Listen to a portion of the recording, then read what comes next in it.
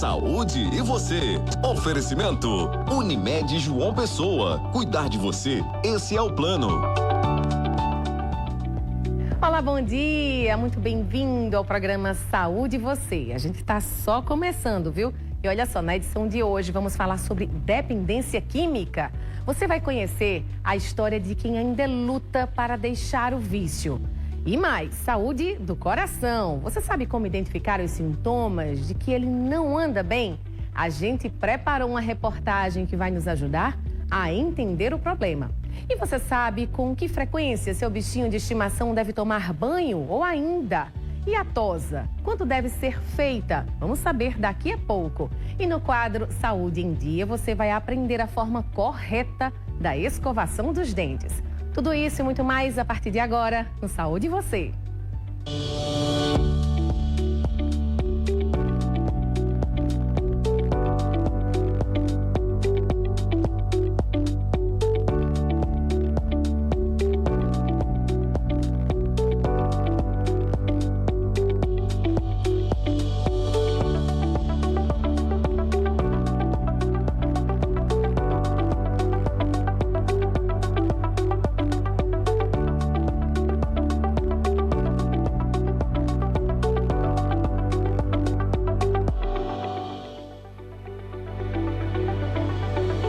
E a gente começa o programa de hoje falando de um dado interessante. Você sabia que cerca de 6 milhões de brasileiros provaram cocaína pelo menos alguma vez na vida?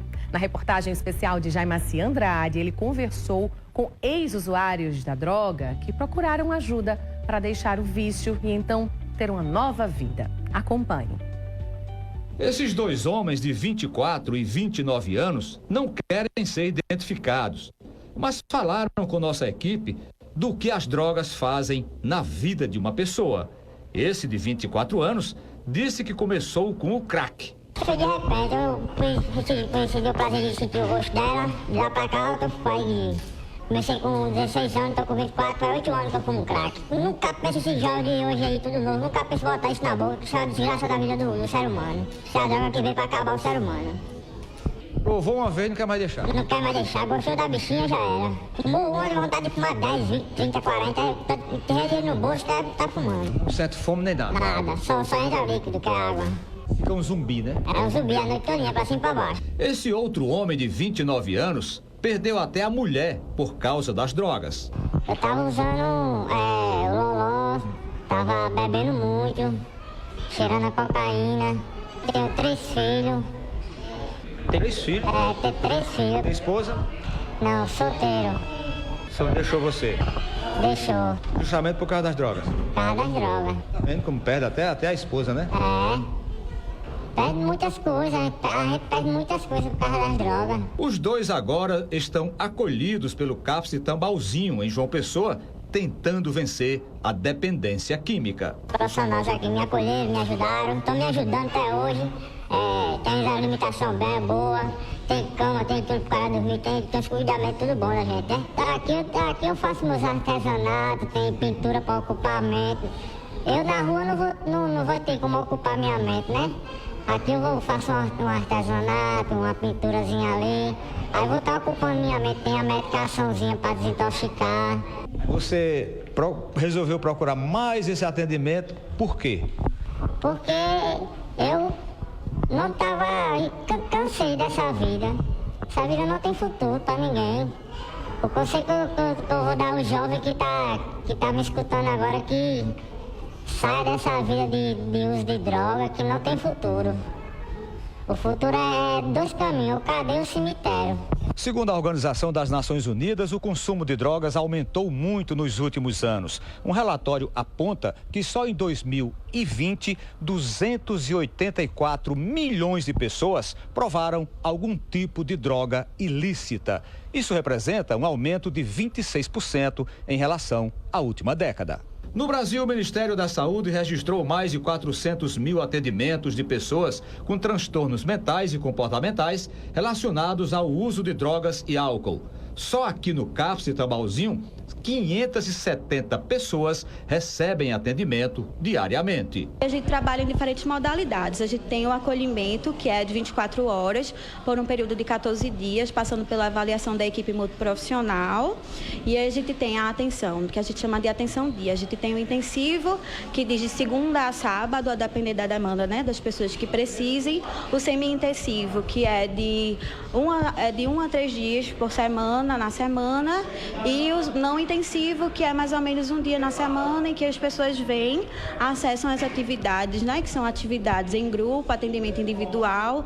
E aí, nessa equipe multiprofissional, a gente tem desde profissionais da medicina, né, como psiquiatra, médico clínico, a gente tem assistente social, psicólogo, profissionais de educação física, toda uma equipe entendendo, né, que as pessoas que fazem uso de substâncias, elas precisam de um acompanhamento em geral e não de um acompanhamento específico. Renata explica também quais os critérios para que uma pessoa seja acolhida pelo CAPS. O serviço a gente chama que é um serviço de porta aberta, né, demanda espontânea.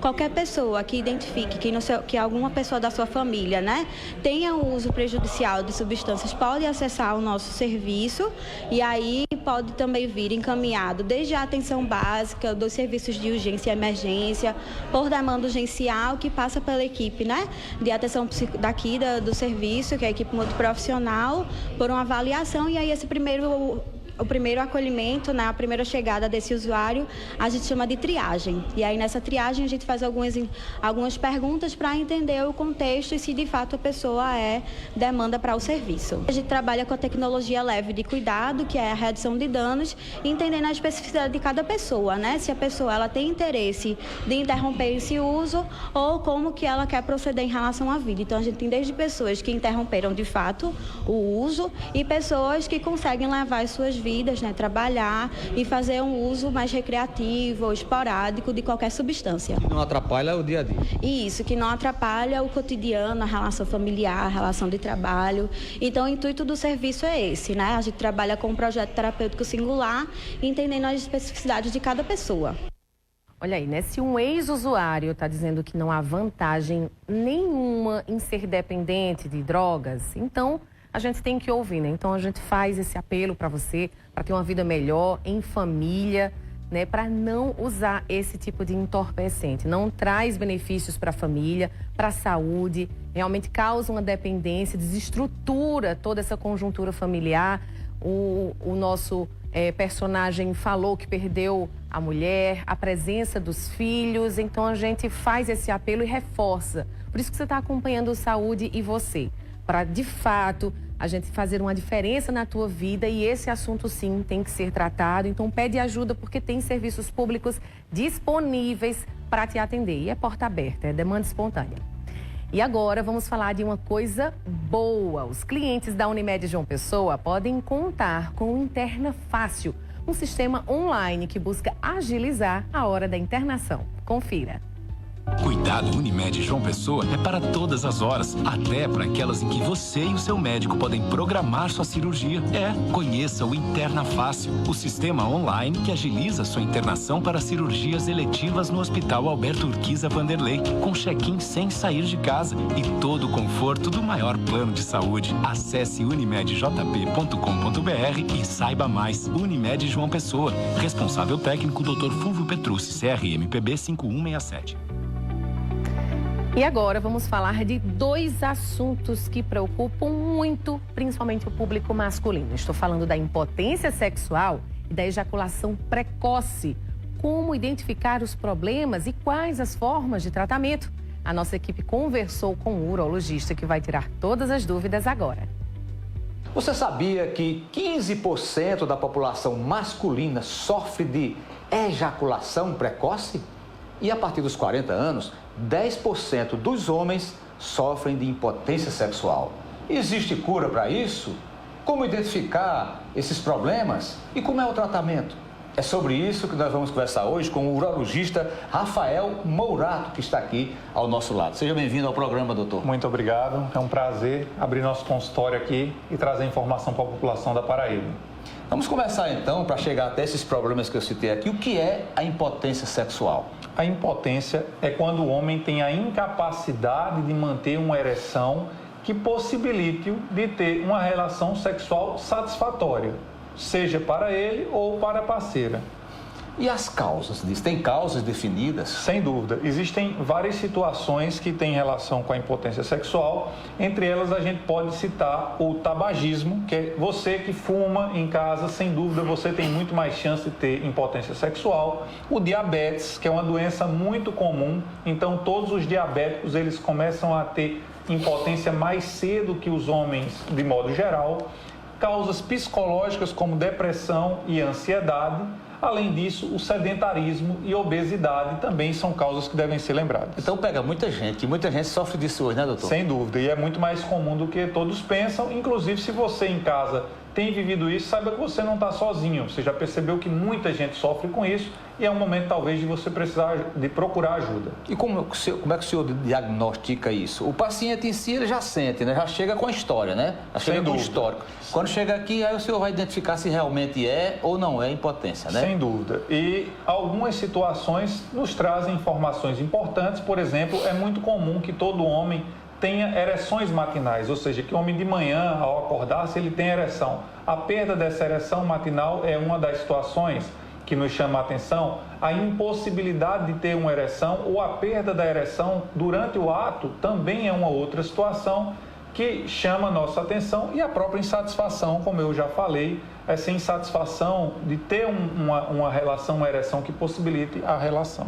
Às vezes ele teme até ter uma relação com uma pessoa já por causa desse problema, né? Sem dúvida, isso vai gerando outros problemas, porque essa insegurança que o homem traz gera uma ansiedade que vai dificultando com que ele tenha relacionamentos mais profundos, que pode gerar tristeza e acarretar problemas até depressivos. Então, é uma bola de neve ali que pode surgir se o problema não é enfrentado de forma inicial e rápida. Agora vamos para o tratamento. Como é feito o tratamento da impotência sexual? Existem, em homens, né? Porque sem dúvida, falando aqui de homens. Sem dúvida. E a impotência sexual existem várias formas de tratamento. É muito importante que você procure o seu médico, porque existem hoje na internet, nos e-mails, se aproveitam de que as pessoas têm vergonha de falar sobre o assunto e utilizam dessa forma para aplicar golpes e usarem medicações que não funcionam. Então, dentre as possibilidades de tratamento, existem desde comprimidos, injeções, isso mesmo, injeções que a gente aplica ali. E sim, é possível ter cura, tratamento e até situações mais extremas, mas que também são curativas, onde é necessário o implante cirúrgico de uma prótese peniana. Então, essa prótese peniana, em último caso, ela pode ser utilizada e, sem dúvida, ela pode fazer com que o homem volte a ter uma vida sexual ativa, normal, feliz, satisfazer a si próprio e a sua parceira. Nesse caso aí, doutor, é o extremo, é o caso extremo, né? A implantação da prótese? Isso, apesar de ser o último passo, ele é bem mais comum do que o que a gente pensa, sabia? É muito comum que homens realizem, sim, cirurgias de implante de prótese, sejam homens diabéticos, homens que já tentaram outras terapias e não funcionaram, homens que passaram por cirurgias na região da bacia e devido a esse tipo de cirurgias, por câncer, por exemplo, eles passaram a ter um quadro de disfunção erétil ou impotência sexual, eles querem voltar a ter uma vida sexual ativa e isso é possível com o implante da prótese, é muito natural. Mas, doutor, a gente está falando de impotência sexual, eu dei um índice no final que 10% da impotência sexual começa a atingir os homens a partir dos 40 anos. Por que a partir dos 40? A partir dos 40 anos existem uma série de situações, desde as baixas hormonais que se iniciam ali após os 35 anos, até hoje em dia os problemas que são os problemas da nossa sociedade. O estresse, a alimentação ruim, com excesso de comidas processadas, o excesso de açúcares tem elevado o número de pacientes diabéticos e, sem dúvida, esse número de pacientes com impotência sexual ou disfunção erétil, eles têm atingido pessoas cada vez mais jovens. Naturalmente, esse número aumenta mesmo com a idade. Então, as pessoas que têm 50 anos têm um índice maior, 60 anos têm um índice maior e assim sucessivamente. E o senhor, nesse caso aí da impotência, indica, por exemplo, existem muitos medicamentos, né? Muita propaganda de cremes, de outras coisas mais, até do hormônio do homem. Funciona isso? Cada caso deve ser individualizado, porque esses tratamentos, seja ele hormonal, tratamentos tópicos com cremes, eles podem sim funcionar. Mas é importante quem está em casa entender que não existe uma receita de bolo ali, algo que você faça todos os dias e que vai funcionar. Cada pessoa vai ter as suas demandas próprias, começou a ter a impotência numa situação própria e particular, que pode ter a ver com a sua vida sentimental, pode ter a ver com a vida emocional ou com a saúde física. E essa individualização que vai dar para aquele indivíduo o tratamento correto, adequado e que vai funcionar. Esses medicamentos, a exemplo de Viagra e outras marcas mais, pode causar problema para quem, por exemplo, tem pressão alta, sofre de algum tipo de doença do coração? Essa pergunta é muito comum, sim. Os pacientes que usam uma medicação chamada nitrato, e aqueles que estão em casa, nos ouvindo, sabem do que eu estou falando, eles não devem fazer uso dessas medicações. Para todos os outros, não existe um grande problema. Se criou um certo mito ao redor dessas medicações, como os Viagras, as pílulas azulzinhas e etc., porque relacionada a infarto, se tem infarto, se não tem, você sabe muito bem disso, muitos homens têm medo disso. Na verdade, o que causa esse problema não é o uso da medicação, e sim uma pessoa, um indivíduo que já tinha um coração fraco por outras doenças, que para ela subir um lance de escada ou fazer uma leve carreirinha ali já seria muito forçar para o coração, ela toma um medicamento, tem uma ereção e vai ter uma relação, que se você parar para pensar, é um esforço físico tão grande quanto qualquer um desses outros que eu citei que ela não deveria fazer. E aí é onde está o risco. Então, nos nossos pacientes que precisam usar, a gente sempre avalia se a questão cardiológica dele, cardíaco, tiver tudo ok, não tem por que não usar. Agora vamos para a questão da ejaculação precoce, né? Que a gente conversando aqui antes da entrevista, ele disse que já teve pessoas que ele conheceu que tem 20 segundos, né? Sem dúvida. E existe até um mito aí na internet que as mulheres brincam com os homens, diz que existe hoje o homem story, né? Que é 15 segundos. Que o story né? dura 15 segundos. O story do Instagram é 15 segundos. Sim. É verdade isso, doutor? Sem dúvida. A ejaculação precoce, na grande maioria das vezes, ela está relacionada a um gatilho que pode ter sido o início da vida sexual daquele jovem, pressões que ele tenha sofrido ao longo da vida, ou mesmo é muito comum a gente observar isso em homens que durante alguma fase da vida consumiram muito conteúdo pornográfico. Então, influencia, Sem dúvida, influencia. Então, quando a gente se propõe a tratar a ejaculação precoce, não é um remedinho, uma pílula mágica que você vai dar ali e vai melhorar a vida daquela pessoa. A medicação faz parte, mas identificar onde começou e, mais do que isso, se distanciar daquela, entender que o momento que se vive hoje é diferente daquele momento onde começou. O apoio da parceira, namorado, quem seja, também ajuda bastante com algumas técnicas, exercícios que a gente ensina para que o homem volte a ter o controle sobre a própria ejaculação. E eles procuram muito com esse problema? Muito. Os urologistas? Muito, e também aqui, hoje foi essencial que você trouxe dois temas que são tabus, e é importante a gente entrar na casa das pessoas e dizer que quem está nos ouvindo, se teve esse problema, procure ajuda, procure um urologista. Aqui em João Pessoa nós somos muito bem servidos de excelentes urologistas, então existe sim tratamento, cura. O problema é que a grande maioria demora muito tempo até procurar, muitas vezes anos, muitos anos. Muitas vezes é vergonha, né? Isso. Não vou não, eu sou homem, eu sou macho, chegar pro doutor dizendo que eu tô falhando, é feio, é isso que eles acham, né? Sem dúvida, tem vergonha, não se sente confortável para falar sobre o tema e isso é o que os afasta. Então é importante nos nossos consultórios nós criarmos um ambiente de acolhimento onde o homem se sinta seguro mesmo para falar sobre o que lhe aflige. Olha, informação é tudo, viu? A gente espera ter te ajudado com esse bate-papo muito importante. E eu vou fazer um convite, não sai daí que a gente tem mais dicas para você cuidar da sua saúde. Daqui a pouquinho a gente volta.